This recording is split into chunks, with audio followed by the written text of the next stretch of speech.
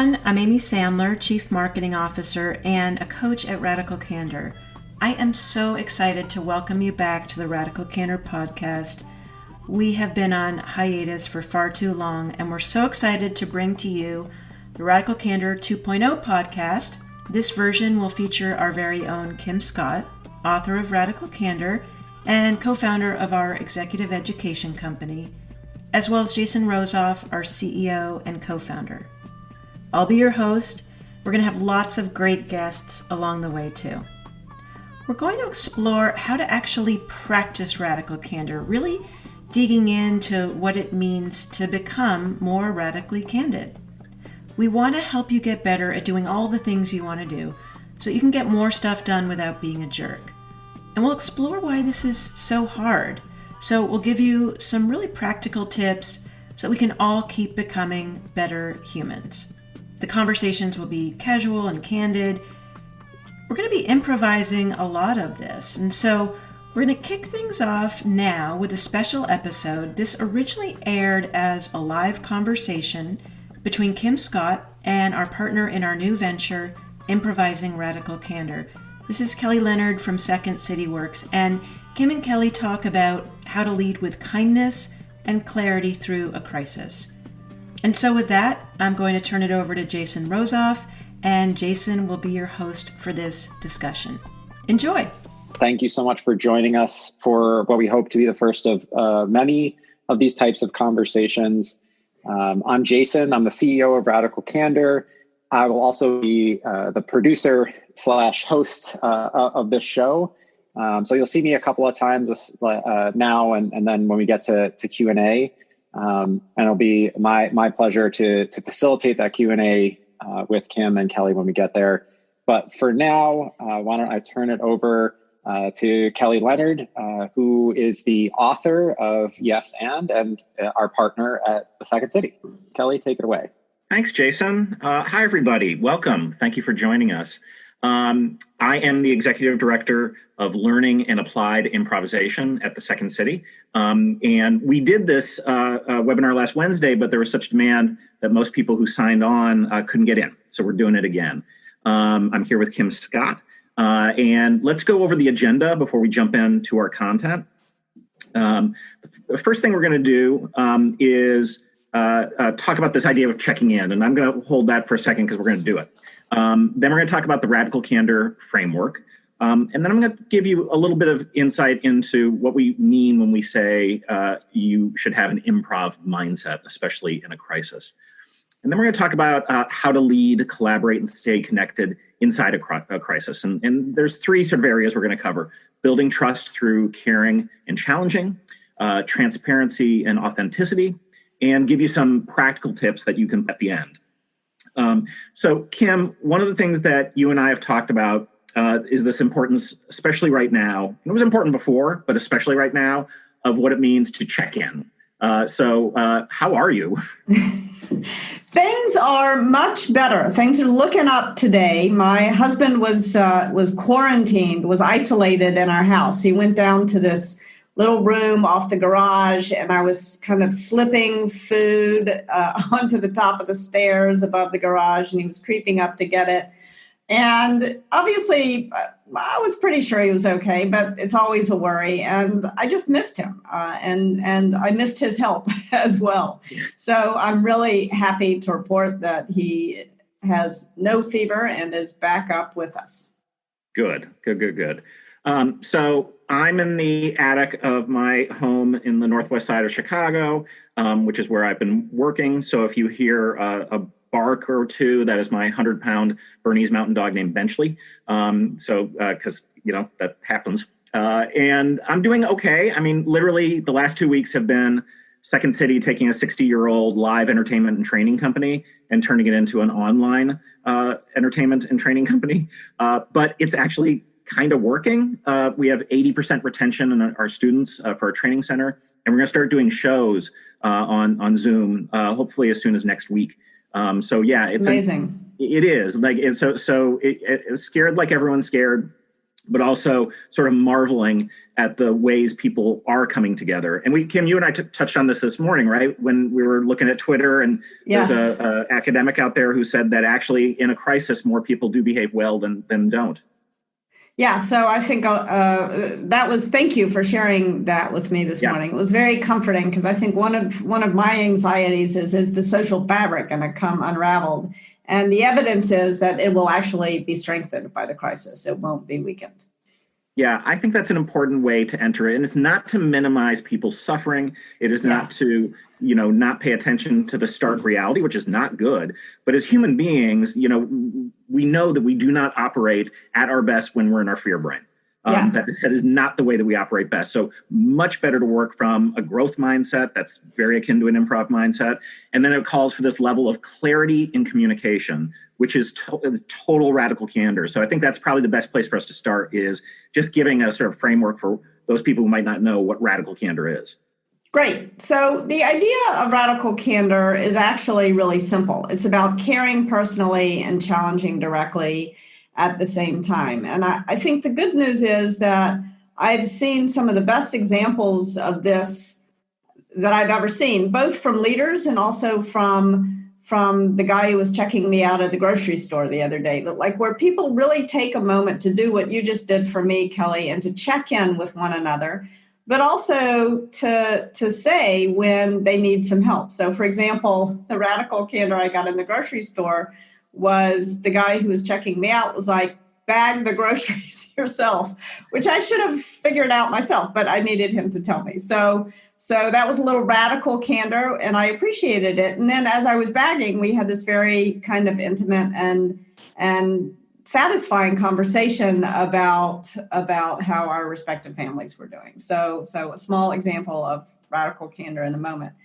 However, it's also important to understand what radical candor is not. We said that very often a crisis brings out the very best in people, but occasionally it brings out the worst. And I think it's more important than ever to learn how to hold up a mirror to people when the crisis is bringing out their worst. So one of the things that happens very often when we're stressed out is we act in a way that I call obnoxious aggression. That's where you do challenge someone else, but you fail to tell them that you really care. So I was trying to get my kids to help me vacuum before I came up here. And I'm afraid I fell into the obnoxious aggression quadrant, even though on the other day when we talked, I promised I wouldn't do that. And that time it was over the dishes. So it's so easy when we're stressed out, there's a lot going on to remember to challenge people, but to forget to show them that we care.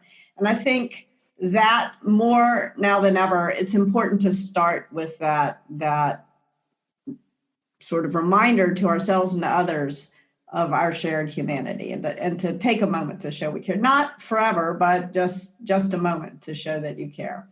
Now, sometimes what happens in a crisis is kind of the opposite of obnoxious aggression. It's what I call ruinous empathy.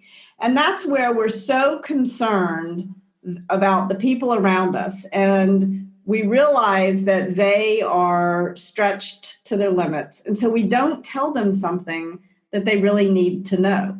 We don't ask them for the help that we really need. Like, I really needed my kids to help me with the vacuuming. I couldn't do it all and get up here at the same time. And so I think it's really important in a time of crisis to remember, yes, your compassion is so important, and your truth is equally as important. If you sort of abstract radical candor out to its most abstract level, it's about love and truth at the same time.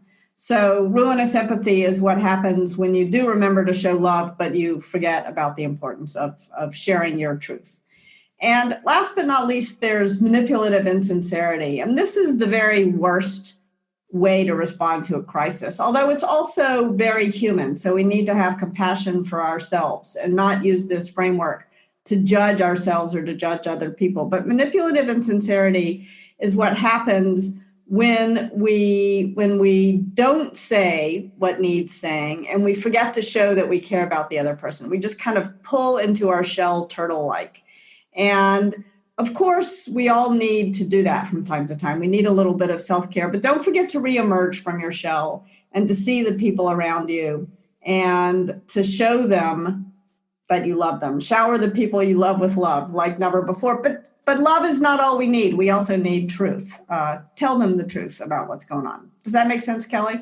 Yeah, and I think it's also important to know that this isn't static conditions, right? Yes. All of us are floating between these at any given time, which is why understanding that when you do fall into obnoxious aggression, it's going to happen. So then you can pivot and move into the more care personally. So you can move from obnoxious aggression to radical candor if you grab onto your care, and the person across from you knows that you care, right? Yes, exactly. And I think it's also important to remember that you want to move in the right direction, not in the wrong direction when you find yourself in a quadrant you don't want to be in. So very often when we realize we've acted like a jerk, the temptation is to move the wrong direction on challenge directly rather than moving the right direction on care personally. So if you realize you've been a jerk, don't pretend like say, oh, I didn't really mean it. It's no big deal if it is a big deal, but do take a moment to show that you care. So one of the reasons I think it's important to understand that these aren't static conditions is because that's a thing improvisation does. Yes. It is a practice in a world that is constantly being written in the moment. So, when groups of people are making something out of nothing, that's a very, very hard thing to do. So we have all this training and these exercises in these practices, and they teach people to see all obstacles as gifts. They make mistakes work for you. We have the notion that all of us are better than one of us. And we have a concept called follow the follower, which in essence is a servant leadership model. So it actually emanates out of a game. And the game is where a group of students are in a room and they're told to walk around the room sort of slowly, making eye contact. One person is secretly told they're the leader, and their job is to find someone to trade off that leadership with. So you have to, without speaking, trade off that leadership. And then someone will pick it up, and then they do the same. And it was funny, we were demonstrating this at the Spertus Institute here in Chicago, this many years back. And my friend Hal Lewis, who was running Spertus then, was like, you guys are doing Peter Drucker. And I was like, I don't know who Peter Drucker is. So now I do. And just a cutting edge management theorist and consultant who believed way long ago that hierarchies are not the best way to get things done, and that individuals need to lead at every level that they're at. And when we are too hierarchical, that's when problems happen. And I host a podcast called Getting the Yes and I remember having on this guy, Eric McNulty from Harvard, terrific book called You're It. And he was researching the response to the Boston Marathon bombing. And when he went to go look for who the leader was, there wasn't one. What everyone did was knew how to lead, how to trade off, and they trusted each other. And they were very well prepared because there's so many of these historical events that happened in Boston that their crisis management team was already put in place. And so I think we can see the effects of this right now. Who has the teams and who has the mindset that they're going to be able to move swiftly, communicate with each other clearly, and then who doesn't? Yes. Yeah. We're seeing a lot of that. I've certainly noticed some of the best examples of leadership and some of the worst examples. So one of the best examples I saw recently was a leader who gave everybody on their team a 4-day weekend as we went into working from home, and said, take Friday and take Monday and figure out how you're going to rearrange your life, and so that you can take care of whoever is at home with you, and then also how you can still show up for work when possible. And this person also sort of identified what work still needed to be done, but also identified work and asked the team to identify work that they could just stop doing for this period, in recognition of the fact that this situation puts a lot of burden on everybody, and different kinds of burdens. You can't offer the same solution. People who are at home alone need different things than people who are at home with 6 kids who need to be educated. So that's one of the best examples. One of the worst examples I've seen is a a leader who installed spyware basically on everybody's computer so that they could see how long everyone was working every day. No. And so that was, to put it mildly, not helpful for morale. And, that's kind of a funny story, but in all seriousness, can we get political just for a second here? A little bit. We've seen some of the very worst examples of leadership. We've seen leaders who are spouting arbitrary BS, who are pretending that they know what they don't know, which is very dangerous. And we've seen some great leadership recently. I was watching Cuomo's talks recently. Yeah, and I think he does a few things really well. First of all, he remembers to show he cares personally. He said the other day, we're not sacrificing anybody. Everybody is important. So he remembers to show humanity. And at the same time, he tells the truth, even when the truth is a little bit scary, but he gives the numbers. And people can deal with big challenges, but this total uncertainty is what is so hard to deal with. So when he has numbers and facts to give, he gives them. And he also takes action. So he said, there are 4 things we need to do: social distancing, testing, and he took action on testing. And he gave the numbers. He said until February 28th, only 472 people had been tested in the United States by the CDC's tests, which weren't working that well. And he actually lifted a bunch of bureaucracy and allowed New York's Department of Health to develop its own test. And that has made a big difference to New Yorkers. He talked about masks and the importance of masks. By the way, there's this great website called masksnow.org. This is something you can put your kids to work making masks, and it can actually make a big difference. And he talked about ventilators. So social distancing, testing, masks, and ventilators. And in many ways, when Cuomo said that New York needed 30,000 ventilators, that was scary, but it was also very specific. He used research, not guessing, and it's achievable. He also said, here's what government can do and here's what government can't do. Government can lift regulations so we can experiment. So, for example, he's allowing an entrepreneur who is trying to retrofit a diving mask as a ventilator. He said, yes, we'll buy some of those. We're going to experiment. And I think it has galvanized people so that it's almost like people know what they can do to help, and they're doing it. Yeah, that's true. For the last 10 years, people keep asking me when we're going to teach our politicians how to improvise.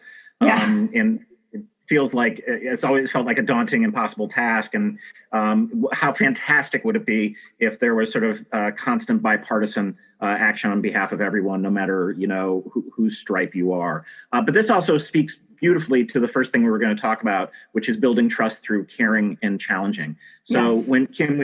What are the first things you think of when you think about building trust? It's really interesting. I think at the very core of leadership is building trust. And Ryan Smith, who is the CEO of a company called Qualtrics, which some of you may know, was one of the people who I coached who zeroed in on this very early in his tenure as CEO. In one of our first coaching sessions, he asked me, he said, I've just hired this new team. How can I build trust quickly with that team so that we can get great things done? And so do you mind if I read something from my book? Because I love improvising, but I also love editing. And I feel like okay. So here's what I said about how to build. Here's the answer I sort of gave Ryan about how to build trust quickly. First of all, a quote from John Stuart Mill: "The source of everything respectable in man either is an intellectual or a moral." I think what he really meant is people, not man, to edit John Stuart Mill. But anyway, the source of everything respectable in man is either as an intellectual being or as a moral being, is that his errors are corrigible. He is capable of rectifying his mistakes by discussion and experience. not by experience alone. There must be discussions to show how experience is to be interpreted. And this, I think, is so important in a crisis. Love is important, but truth is also really important. So let's think about what that means for your leadership and how to build trust as a leader. Challenging others and encouraging them to challenge you helps build trusting relationships, because it shows, one, you care enough to point out both the things that aren't going well and those that are, and two, that you are willing to admit when you're wrong and that you're committed to fixing mistakes that you or others have made. But because challenging often involves disagreeing or saying no, this approach embraces conflict rather than avoiding it. So it's so tempting in a crisis to avoid conflict, but resolving conflict and resolving it quickly is one of the things that we can do to build trust. So in improvisation, trust is at the root of our ensembles. So we don't use the word team, we use the term ensemble, which implies that there are values, ethics, and behaviors that everyone has to adhere to in order for the group to be successful. Everyone's probably heard the phrase, your group is only as good as its weakest member. We don't believe that. What we believe is your group is only as good as its ability to compensate for its weakest member. Because at any point, one of us is going to be the weakest member. I mean, if you start throwing math problems at me, I am the weakest member. If you want me to talk about improv, I'm not the weakest member. But, again, we don't live in static times. And especially we know that in a crisis.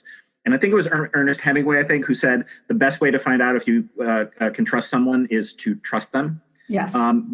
Starting with intent, thinking good intent. We very often move into our fear brain. That is how we were built. We have been running on the savannah much longer than we've been running for the bus, right? So we're built in to recognize these dangers. So when you know that, you need to do the switch. And I love this phrase, replace blame with curiosity. But that's often a very hard and tricky thing to navigate. I think of the study that Amy Edmondson did, and she coined the term psychological safety, which is all about trust. So she was a grad student at Harvard, and they were studying high performance nursing teams at this hospital outside of Boston. And they had assumed that the highest performing teams would make the fewest mistakes. But what they discovered was actually the highest performing team made the most mistakes. So she had to dig in and figure out what was going on. And it took her a little while, but then what she figured out was it wasn't that the lowest performing teams were making the fewest mistakes, it's that they weren't reporting their mistakes at all.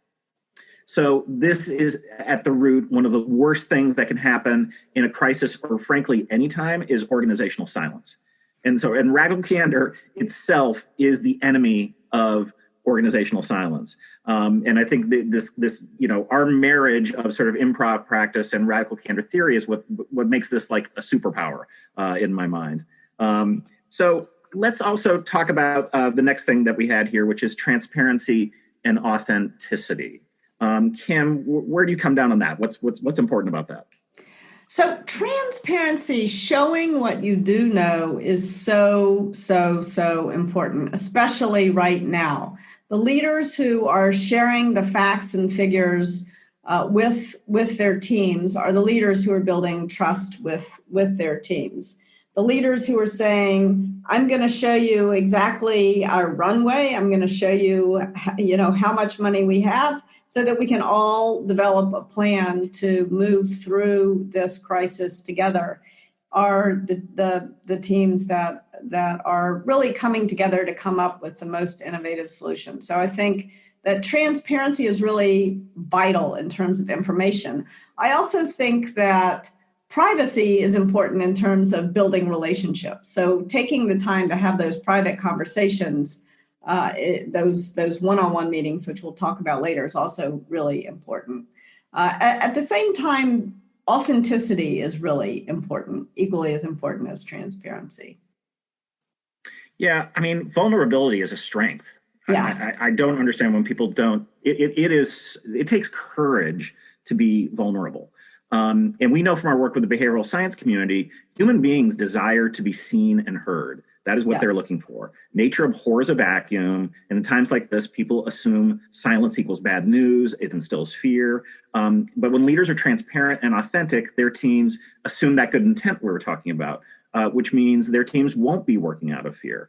And you can't innovate or be creative when you're working out of your fear brain. I oversaw Second City auditions for decades, and we'd see thousands of people, right, just coming off the street. And as they would walk up on the stage, I would mark down the people who were not going to make it because it was easy, because they were shaking, literally sweating, or like they were not. And it's not that like the Tina Feys and the Stephen Colberts and the Steve Carells weren't nervous before going in, but they found a practice by which to turn their stress into positive stress, to be a peak performer. My friend Allison Wood Brooks at Harvard, I was talking to her one time about the fact that I was out doing public speaking when my book came out, and then I got nervous, like everyone does. And he goes, I got a trick for you. Before you go up speaking, don't say out loud you're nervous. Say out loud, I'm excited. And it literally, I do it now all the time. It switches the brain a little bit and gets you in that performance mode. There's a tradition at Second City too. Before we go on stage for any show, or before we enter like a workshop, this is when we could be in a room together, we'd pat each other on the back and say, got your back. And you did this for me, and kind of, sorry to interrupt, I can't help myself, but you did it for me in a virtual way right before the beginning of this, because I was a little nervous. This is, as Brene Brown said, a FFT. I think that means fucking first time, or now second time. And I said I was nervous, and you told me, say I'm excited, and using your fear, channeling the energy of your fear into energy to be creative, but it made a big difference. And then telling me that you had my back also really mattered. So thank you. It works. It does work. And look, I have some firsthand knowledge about being highly vulnerable in a crisis, because I've lived there for the last 2 years. In 2018, my daughter Nora was diagnosed with cancer. We spent a year fighting it, and she passed away in August. And Kim knows, she's been along this journey with us. One of the things that we did was we took all this knowledge that we have from science and all our improv stuff, and we messaged and we blogged every day, and we asked for help when we needed it. And what happened was we built a community that didn't exist before. And it was many different communities, friends, people, that I'd met once suddenly jumped in, and they were able to send these messages, whether they're videos or GIFs or whatever, so that Nora, like this last year, as terrible as it was, it had meaning. And in the absence of meaning ruins everything. It kills everything. So at least we had that. And Kim, you saw this, I think, from your vantage point, right? It was incredible. And I think the important thing to remember is that when you told people what was going on, and when you asked for help, your asking for help was actually an act of generosity, because everyone around you loved you and wanted to help and didn't know what to do. And so allowing us to know enough about what was going on to know how we could help was a real act of generosity and leadership. And I think you can see that.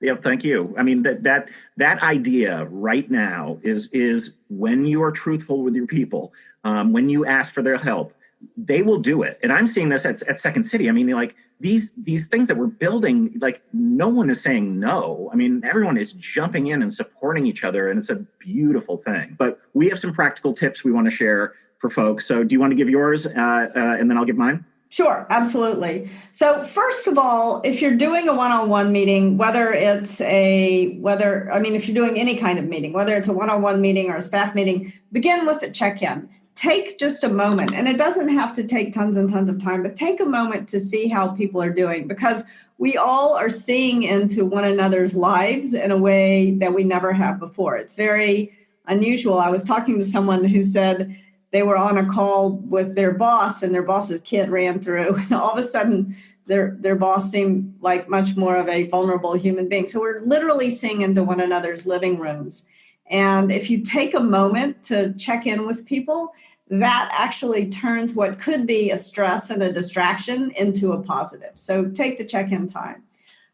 If you have a team, I would recommend doing shorter one-on-one meetings. Instead of a once a week one-on-one meeting, have 3 10-minute meetings. every week, because a lot happens in a week right now, and you don't get the kind of texture of what's going on for people right now that you did before, when you just would walk by them and kind of see how they were. So try having shorter meetings. Also, sometimes shorter meetings are easier to fit into home chaos for people, I think. And a third tip is be conscious of what you can do asynchronously, because that tends to be more efficient and convenient, and what you need to do synchronously. So tasks can get done asynchronously. Bonding needs to be synchronous. So there are times when I think if you have a big team in a different time zone, occasionally work on that time zone. It's a little bit of a pain in the neck. You're up at odd hours, but you create more synchronous time for them if you can do that, if you can pull that off. And finally, make listening tangible. Be very conscious also of how much time everyone is speaking. There's evidence that shows that teams on which everyone speaks roughly the same amount of time actually perform better than those where one person dominates. So if you want, get yourself an app and measure what percentage of a meeting you talk. And if you talk more than your fair share, learn how to shut up a little bit. That's my struggle. And if you talk less than your fair share, remember that you're not doing anybody any favors to withhold your thoughts. Sharing your thoughts is an act of generosity. Those are my five. I got one of those apps, and the results were not pretty. I had to learn to shut up. That's something we share, a pain we share. Yes, that's why we have fun talking. Yeah, exactly. Here are my five. Listen to the end of everyone's sentence before you respond. So in improvisation, we have an actual exercise where you have to start your sentence with the last word the other person said, and then they have to do the same. Try that exercise, and you are going to realize that you don't listen to the end of sentences. You start planning your response, but yeah, listen to the end. You might, learn some information. Should we try it? Oh, you want to do it? Yeah, let's try it. All right. Hey, Kim, the webinar is going pretty well, I think. Thinking is really important right now because it's so easy to get stuck in your lizard brain. Brain is a thing that we have talked about. It's important not to be in fear. It's even more important not to live in shame. Shame is really a counterproductive emotion. Let's try to let it go. Go is what we're going to do in about 30 minutes when this webinar ends. Sing. Awesome. We did it. We improvised. I normally hate it when people ask me to improvise. I enjoyed that. That was fun. So you all should try it with your teams. Try it. It's a good exercise. Seed the need to be right. Avoid group mind. Instead, utilize group intelligence. We've all seen the studies on the importance of diversity in groups. You want different points of view. Speak truth to power, those sorts of things. Make sure there's a clear meeting agenda and that everyone is actually aware of it. I'm saying this virtually because it's really, really important, but you will also recognize that we needed it before.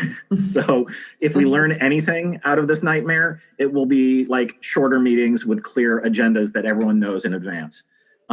Designate one person to lead and run the meeting. These virtual meetings are a performance. You are on a stage and you need a director. You do not want directorless ensembles running around. That is dangerous.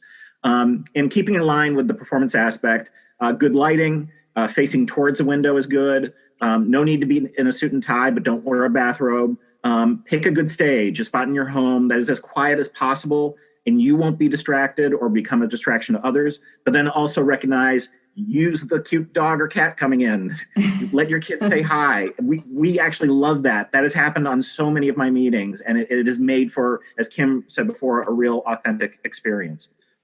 So those are some of our tips for you. I know that Jason is assembling some questions right now. And so one more exchange and then we'll jump to him. But one of the things, also one of the vehicles that we haven't talked about, we've talked a lot about improvisation, but not so much about comedy. It's a very memorable way to get your message across. This is why so many Super Bowl ads are comedy ads. But the reality too is there are so many people producing comedy ads who are not experts in comedy. I don't understand how people are allowed to, produce this kind of comedy without a license. And at Second City, we've all undergone immense training. I mean, just years and years of practice in front of audiences, crafting comic messages. And when it is done well, the results are amazing. The Office really could be a training program for things that are wrong in the work world. All right, Jason, you got some questions for us? I do. Let's see, where would I like to start? So a very tactical question first, mostly for you, Kelly. Do you have any thoughts about how to practice this idea of follow the follower virtually? Is there an idea or a brainstorm that you might have to help teams do that? Yeah, I thought about this the other day, because many of you, I assume, have these maybe somewhat small team meetings that are now happening shorter throughout. I think we should pick a different person to run the meeting every time. So in doing that, everyone gets practice in being the leader and moving it around. And so if they're not good at it, that can be figured out. We can deal with that. And if they're very good at that, we can sort of applaud it. Kim, you mentioned my wife, Ann. My wife knows how to run a meeting. Like literally she's at Columbia College. They, at a certain point, were like, can you just run these meetings? And because she knows how to move the ball around and get everyone's sort of input, and then when to stop, I constantly in various meetings, I know we all experience this, is like everyone needs to say the same thing like 5 times. And it's like, nope, we don't. One time and we agree and we move on. So that's my quick tip. I love that. Next question. Curious how you both think about practicing radical candor with someone who seems at least to be unwilling to accept the sort of impact of their actions. And so I think, Kim, you referred to this as sort of speaking truth to power. Thoughts about that, especially in this moment, because I think maybe those actions are causing extra harm. Yeah, those actions can be causing enormous harm. So how would, if you had the boss who installed malware on everybody's computer, how do you go to this boss and tell this boss that that's a terrible, terrible, unproductive idea? So I think a couple of things are important. One is, no matter who you're speaking to, whether it's your boss, your peer, your employee, your spouse, your partner, your child, it's important to start by soliciting feedback. Don't dish it out until you prove you can take it. And there are a couple of reasons for that. One is you want to make sure that you understand where that person is coming from, and that you give yourself the opportunity to express some compassion for where that person is coming from. That boss who installed the malware probably wasn't the raging asshole that he seems to be from his action. He probably was really afraid about what was going to happen when everybody wasn't in the same place at the same time. So making sure that you understand where that person is coming from is important, and what that person feels about your actions, like what you might be doing or not doing that's contributing to the situation. So start by soliciting. Doesn't have to be some long, drawn-out root canal conversation. It can just be a couple of minutes. And then you want to make sure that you focus on the good stuff.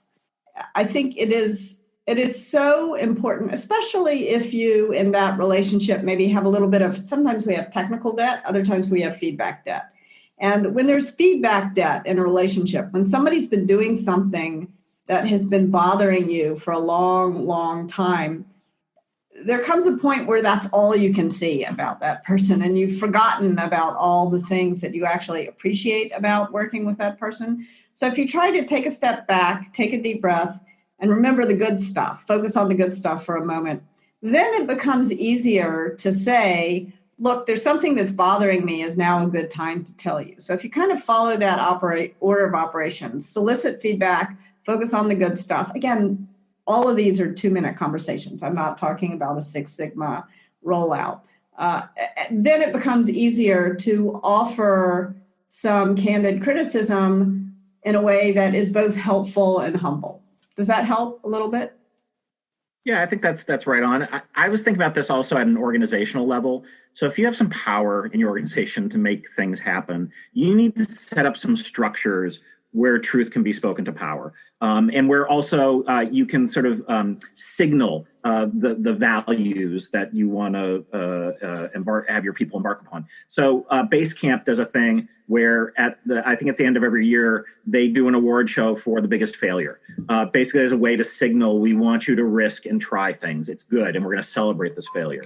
At the Second City, we have a far more direct truth to power thing, and it's called the Second City Holiday Party. And what happens at the holiday party is the staff, night staff and day staff, non-actors, put on a show that basically lampoons all the executives. It is a show built to make fun of me and ownership.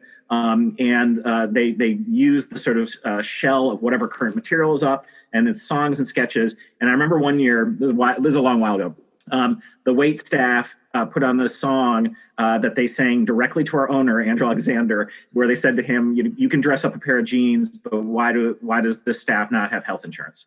It was like the part-time people.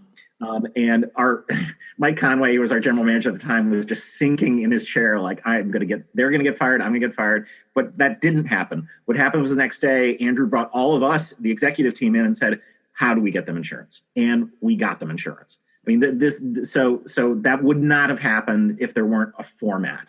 So that's important to think about if you have some leadership opportunities, create formats for truth to be spoken to power.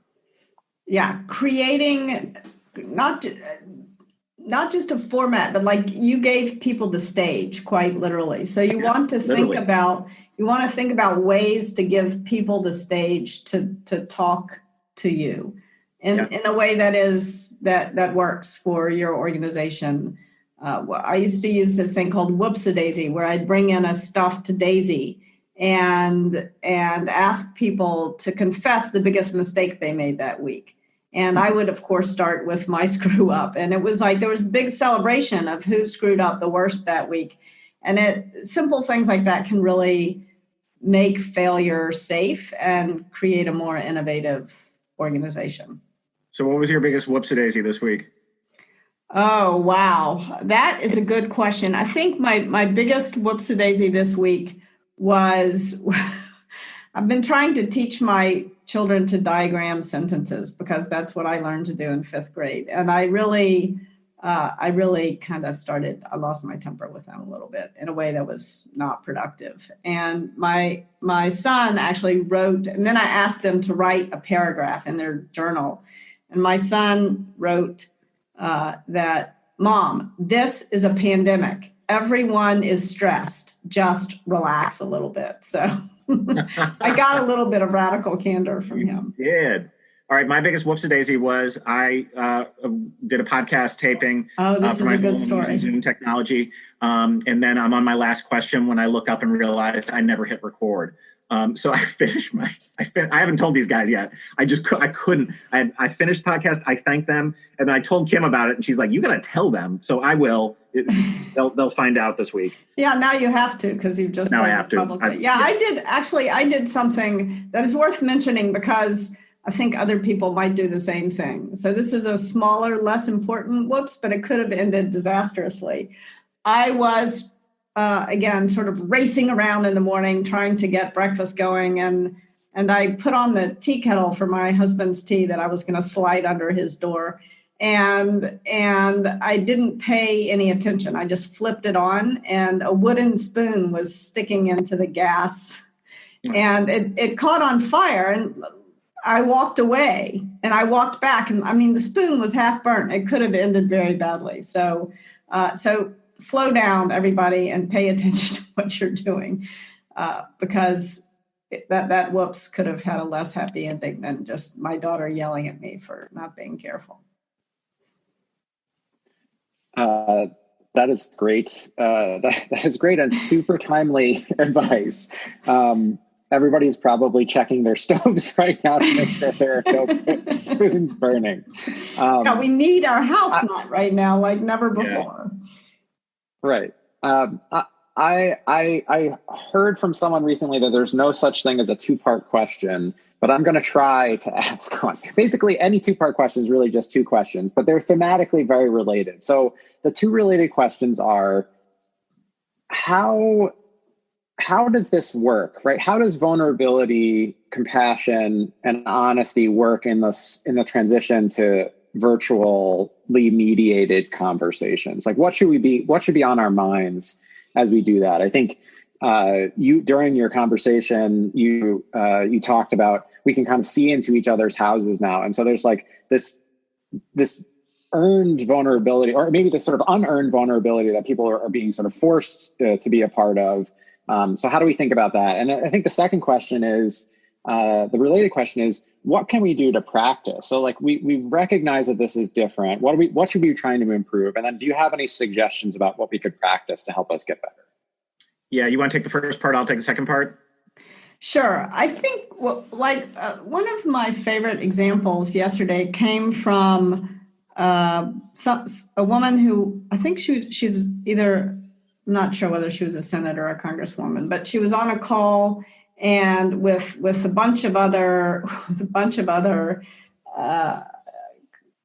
senators and congresspeople, and she thought she was on mute, and she called out to her daughter, "Go to the potty and wash your hands. Mommy will be down there in a minute." And like, she tweeted this, and she said there were two former presidential candidates on the call. And then Amy Klobuchar said that was my favorite part of the meeting. And so I think all of a sudden, our humanity, whether we intend for it to be or don't intend for it to be, is on display. And I think very often, especially for a woman, we try to pretend like these domestic things are not interfering in our work. And you can't pretend anymore right now.